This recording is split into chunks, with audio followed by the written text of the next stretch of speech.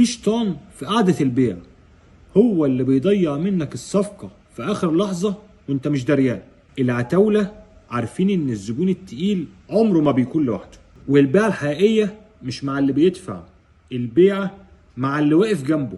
دايما الزبون التقيل بيجيب معاه محلل، مهندس، محامي، او صاحبه اللي بيفهم. احنا بنغلط وبنركز كلامنا كله على اللي معاه المحفظة، وده اكبر فخ. الشخص المرافق ده جاي علشان يثبت للزبون انه ذكي وقلبه على مصلحته، فلو تجاهلته هيطلع لك القطط الفطسانة في عرضك بس عشان يبان ان هو بطل قدام صاحبه. طب تعمل ايه؟